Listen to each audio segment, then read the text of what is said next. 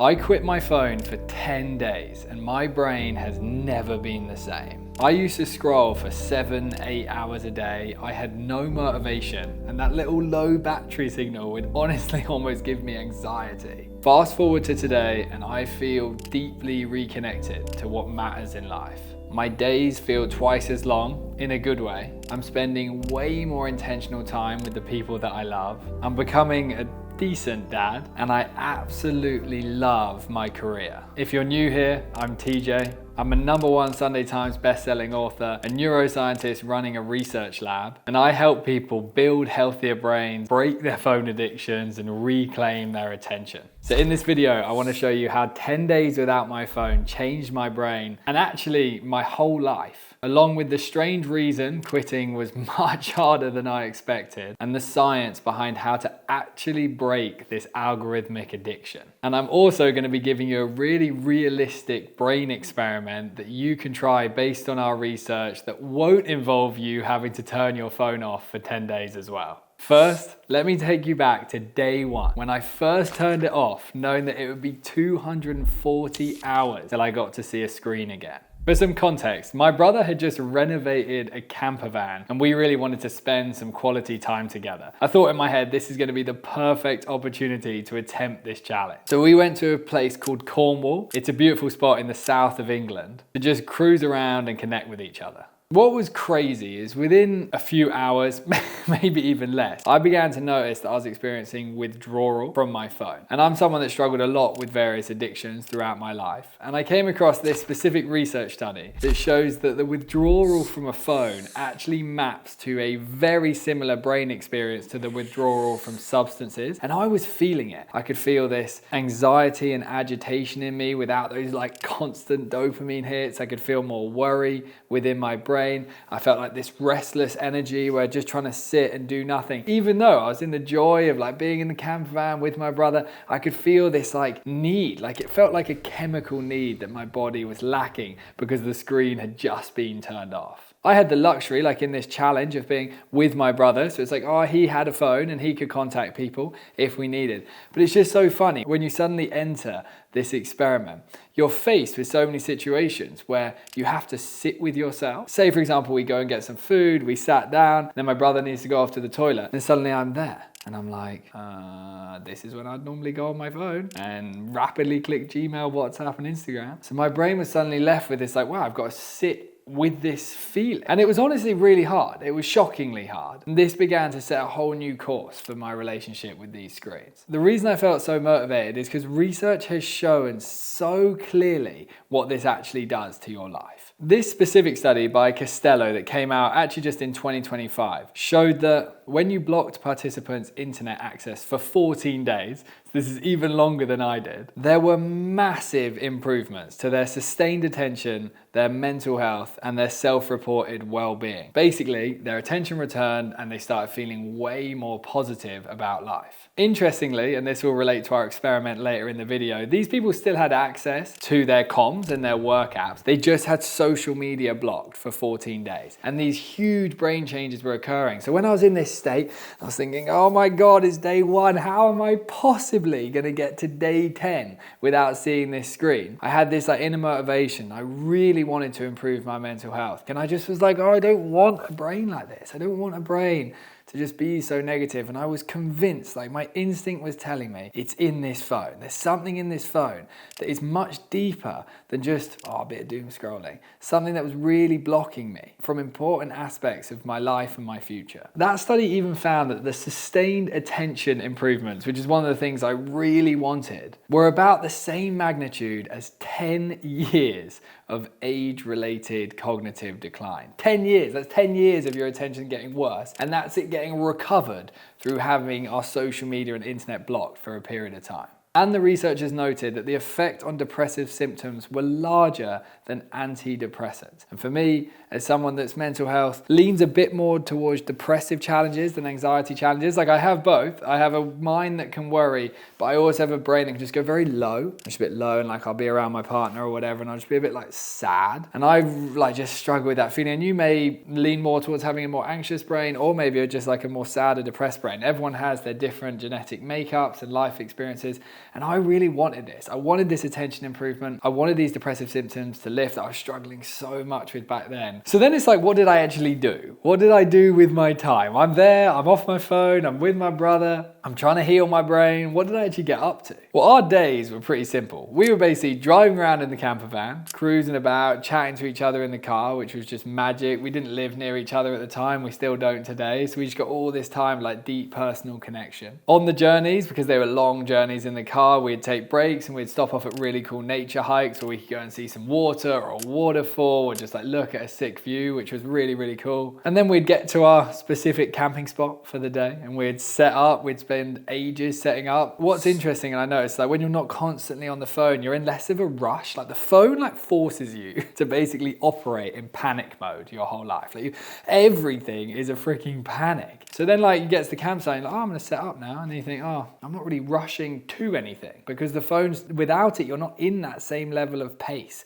which is driven by the cortisol that the phones generate within us, this stress hormone, constantly activating us and speeding up our heart. So I was kind of like, oh, a bit slower. And if right now, for example, you might be watching this video and doing lots of things at once, trying to go fast, and you could just slow down a bit, put it back to 1x speed, for example, and just be like, oh, maybe I don't have to spam through the comments while this random dude is speaking about the brain. So we get there, we set up, we then put our little campfire out, then we put our little barbecue out, made some food, did all our washing up. The washing up when you're camping is such a big process, and washing up and cleaning things is actually so good for your dopamine, the part of your brain that the modern world is really breaking. So then you're cleaning up and you get this like sense of satisfaction. Satisfaction is always the emotion that you're wanting to chase in the modern world. Satisfaction means you've built dopamine naturally. Dissatisfaction means the dopamine has been broken. The phones themselves are basically dissatisfaction machines. That's why we keep coming back, wanting more, hoping this time it'll fill us up when it doesn't. So I was getting this sense of like satisfaction from being with my brother, from connecting, from hanging out, from doing the cleaning, from setting up the campsite. And then at nighttime, we'd just put the camp chairs out, look out, and then we just spend hours talking to each other, just like deeply present, nothing to distract me. My brother walks off to find something, I'm just there, nothing to do, no screen to check, just a relationship to rebuild with my deeper self. And we'd be chatting about our lives, our challenges that we're navigating. Me and my brother are super open with each other. We've been so close our whole life. He's like 3 years older than me. I look up to him massively, so I'd be asking him for his wisdom on whatever specific thing I was going through. And then we also just spent so long talking about our dreams. What do we want in life? And these are the sort of things that these are central to the human experience. Working with another person, chatting to them, learning from them, listening to them, asking them questions. And these are the things that are being lost, because if I'd had my phone with me, much of the time, potentially hours every single day, would have just been us sitting in the camp chairs, scrolling our phones like, oh, should we go do something in a bit? Haven't got any motivation because I've been scrolling my phone so long. These are the things that were just like being restored from suddenly doing this time without this phone. And then eventually we'd be going to bed. Without the phones, you often get tired so much quicker because the phones stimulate our energy system so much and exhaust it, which is what keeps you so like wired and tired at nighttime. What was interesting for me is suddenly I didn't have that option to doom scroll the phone when I get into bed. So then I've got to lie there. And I struggled at this point for like a decade with like, I have to have sound playing at nighttime to be able to fall asleep. So I'm there like, ooh, listening to all my worries. But what I've discovered is if you give them enough time to be heard, they disappear. It's only because we're blocking our worries out. They're so persistent in trying to guide us to a life that could be better for us. But there are some worries that have to be resolved to get there. And then interestingly, when I was on this trip, like normally I'd be taking loads of photos. My brother took some photos, which is why I can share some in here. But I couldn't take any photos. And then when I'm lying in bed, especially at the end of like a holiday type evening like I was on, my ego might want to post like a really cool story with like a nice image or a photo where I think I look cool because I'm worried and anxious about who I am and how I'm interpreted by other people. All this noise that the screen can create in my life was just like, oh, it's gone now. But that withdrawal from the screens, oh, that was real. And I started actually looking into this. So we know from this study, the withdrawal from screens actually maps very similar to substance withdrawal. And I can tell you they feel similar. They feel like there's this thing missing from you, but it's something missing that you actually know deep down you don't want, but you still feel like you might need it. But this is where it gets exciting. I noticed that for the first 3 days, I was really struggling. I was just like this constant, I need the phone, I need the phone, I need to know what's going on, I need dopamine, I need the screen, was beginning to fall down, and the withdrawal intensity was beginning to reduce. What they found in this study is that after 72 hours, you began to see increased activation in the areas of the brain associated with dopamine and serotonin production. Your dopamine is what creates your motivation, your drive, your ability to focus. And then your serotonin is what regulates your mood and lifts your energy. And I could feel this, like as I was moving like day 3 into day 4, suddenly like, oh, I'm like coming back to life. Like I literally felt like I was experiencing life again. And I was like, wow, I'm coming back. I'm like present with my brother. I'm having conversations.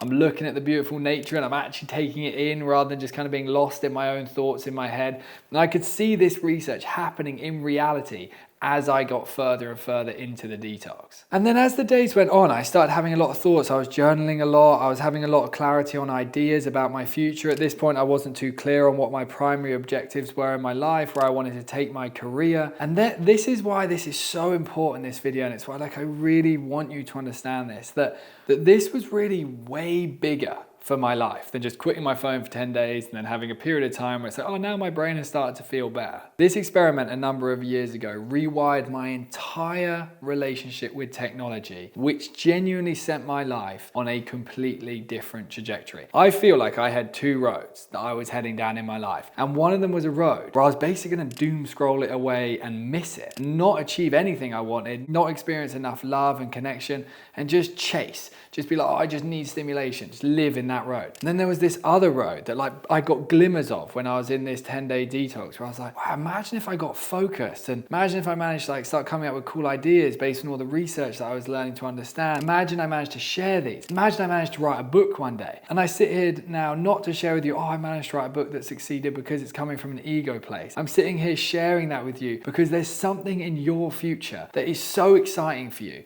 And your phone and your screens might be the central thing that are blocking you from that future. And learning to rewire this relationship could be the center of accessing that magical place in your life. And I'm not even saying that you need to do a 10-day detox with your phone off. There's an experiment that you could run that I believe, based on our research, could actually achieve many of the same benefits. So this is what I recommend you do. For the next 72 hours, and I want you to do this immediately after you watch this video, you're first going to add a screen time widget to your home screen on your phone. This is absolutely vital. You have to see your screen time every single time you open that device, because without the awareness, change will never arrive in your life. Like when you drink alcohol, for example, like if you are someone that drinks, I used to really struggle with drinking too much. When you drink alcohol, like you might go to the bathroom and you might think in your head, oh, I think I've had 4 drinks, and you'll kind of be counting how much alcohol you've had. Hopefully you're still aware of how much you've had, and you're like got some awareness of how much consumption you've had. With the phone, we've got no freaking clue.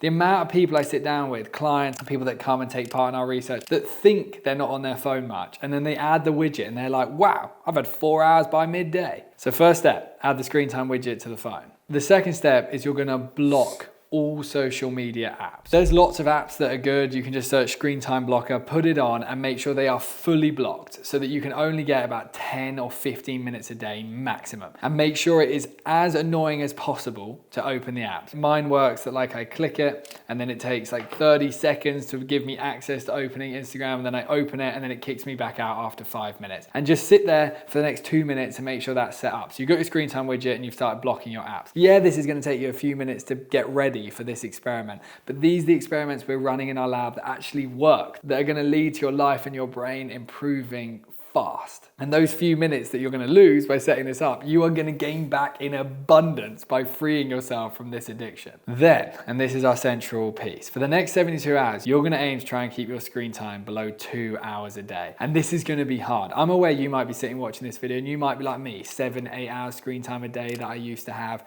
but this is possible. We've helped thousands of people make this a reality. And this just requires these steps. It requires this deep motive of knowing that your phone is blocking you from your your dreams, and it's distracting you from the people you love. And your future is going to be different if this addiction remains in your life. And then it requires just the simple steps. Put the screen time widget there. Block the apps. Know that you have this conscious decision for aim for 2 hours. And whenever you're going to consume content in the next 72 hours, you're going to make it long form content. That means you can listen to an audiobook for a period of time. You can watch an old movie. I watched The Matrix again recently. That was actually pretty intense, but it's still really intense. If you watch the first scene with Morpheus, where he's like, in the 21st century, humanity marveled as they gave birth to AI. And you're like, wow, that was a good prediction. And then you can watch long form YouTube. You can say every video that you watch on YouTube has to be longer than 10 minutes. And if you click a video, you have to commit to it. You can't just click, watch 10 seconds, next one, next one, next one. You got to commit to the long form. These are the central parameters that we run in this research experiment. And this is possible. And this is going to help support your brain, as we saw in these research studies. These research studies, people even had access to phones, but they just didn't have access to social media. And that's when the big changes began to occur. If you're going to do this experiment, I recommend doing it with someone. We see by partnering up people in our research that it's much more effective. So maybe you live with someone and you can be like, oh, I watched this brain video on YouTube and we're going to try this experiment for the next 72 hours. Imagine you actually do this together, and for once in your life, you're going to have watched a YouTube video and actually really practically change something in your life. And I've spent hours on YouTube. I don't know, 10,000 hours of consumption. I've done my 10,000 hours, but on the consumption side. Now I'm doing it on the creation side. And I've been in there. Like, I love YouTube. YouTube is a very fun platform for me to consume. But I've also overdone YouTube. And I've watched so much content and done nothing with the advice.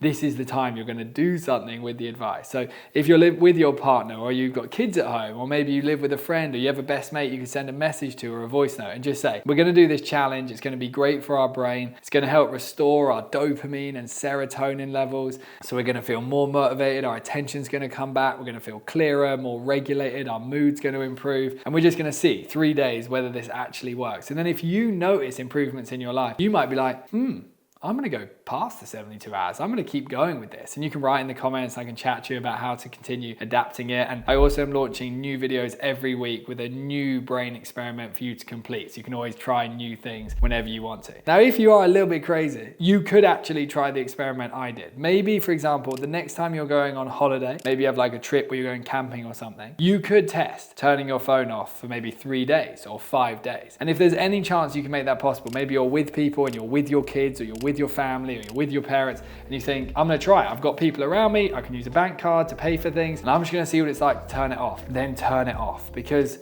you will be shocked how much this rewires your future. If you really break this addiction to this screen, your future is going to be bright, and your dreams are going to just be way more likely to become reality. Rather than losing 5 hours a day in content, you're going to be beginning to put that time into something that is advancing the likelihood of those dreams becoming reality. I'm super grateful you'd sit and watch this video. Those 10 days off my phone, honestly, it could be up there best decisions of my whole life. As the days went on and as I spent more time in the quiet, my brain just got calmer and calmer, quieter and quieter, and those ideas started coming through, and my presence with the people I love was there. And I was like, holy moly, this is a powerful piece of the modern life. And it's not about quitting tech forever. I use the tech, but those that learn to use the technology rather than letting the technology use them will be the ones that end up free, that end up liberated by the modern world rather than imprisoned. If you want to know the kind of dopamine hobbies I do in my day-to-day life to keep my brain healthy, then you can check them out here. Good luck with your experiment, and I'll see you in the next one.